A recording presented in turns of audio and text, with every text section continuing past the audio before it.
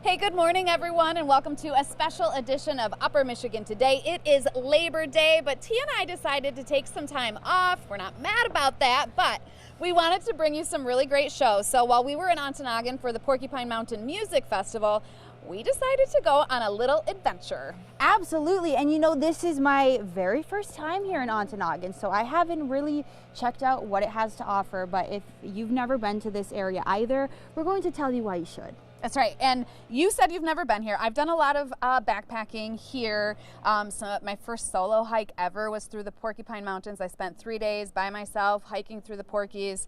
Came across a bear, so we'll get to that story later, but this is one of my favorite areas. There's something very special, very magical about this area, but it is also very rugged. And so there's a lot of pieces and a lot of tips.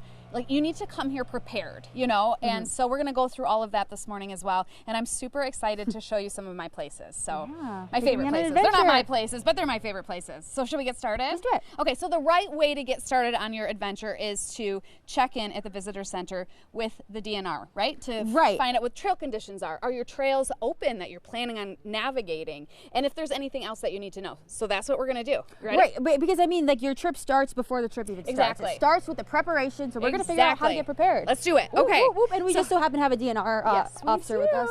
Welcome. Thanks for coming on Upper Michigan Today. Good morning. Tell us your name and title. Good morning. My name is Michael Knack, and I'm the park manager here at Porcupine Mountains Wilderness State Park.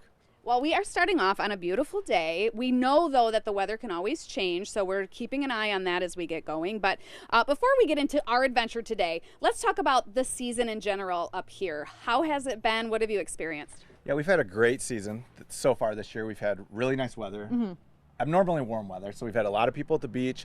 Union Bay Campground's been full. The beaches have been full of swimmers and kayakers this summer. We've had a really nice season so far this summer, and we're expecting that into this fall. So abnormally warm conditions here in Ontonagon County, but I mean, I feel like the UP in general has experienced a cooler summer when you compare it to the rest of the United States. Have you been seeing a lot of out-of-state visitors coming in to get in on that perfect weather? Yes, we have. We get visitors from all over the United States and international tourists as well. You know, Lake Superior is always cool. It's a great way to cool off. The dark forest of the Porcupine Mountains is a great way to get out of that hot sunshine, walk some trails next to some waterfalls and the beautiful rivers, and try to cool off. And of those visitors, how many, or even if you don't have a number, about, you know, what percentage of people get lost or need assistance coming out of these mountains? Well, fortunately, it's a small percentage, but to date, we've had 22 search and rescues this year. We've had a few long ones this year that have gone way into the night, so please be prepared. Have your pack ready to go. Talk with a ranger. You know, let everyone know where you're going, and take your time on the trail. It's easy to miss an intersection. It's easy to slip on a rock, so take your time and enjoy the forest. Don't rush. You know, plan before you come. And if you have questions, give us a call. We're happy to talk to you on the phone and help you plan your trip. One of the things that I don't think I expected when I went out by myself was there are areas of the trail where it's not marked all that well. You know, you're in the wilderness. It's supposed to kind of test your abilities. So you do have to really pay attention. So I kind of understand how people can get a little bit twisted around. There's a lot of mud, so often you find yourself having to go around different areas. So for me, that was a big learning curve. Really pay attention to those markers. But what are some of the common mistakes that you see people making that we all need to do better? Most common mistakes are bad footwear, people wearing, you know, not wearing hiking boots, not wearing good like trail runner type shoes. Flip-flops are always going to blow an ankle out. High-heeled shoes, slick bottoms, dress shoes. Easy way to get a low leg injury or tib-fib fracture, which are our two most common injuries.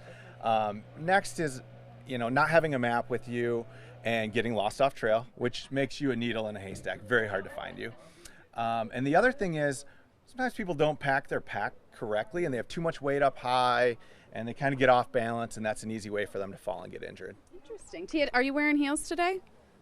Oh, thank goodness. Whew, I wasn't prepared to have to carry you out of the woods. I know, me neither, but it's not out of the question for me to have maybe showed up wearing heels today. True. Because it does always seem like I'm, for some reason, wearing inappropriate footwear, not the right pants for the activity.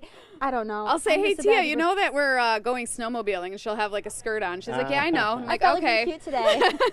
All right. Well, that's not what this is about. We were thinking about stopping at 3 of the main attractions. What are the top destinations?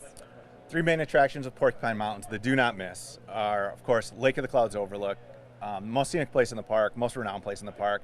Some would say the most photographed place in the Midwest. You got to go there. Sunrise, sunset especially, kind of miss the crowds.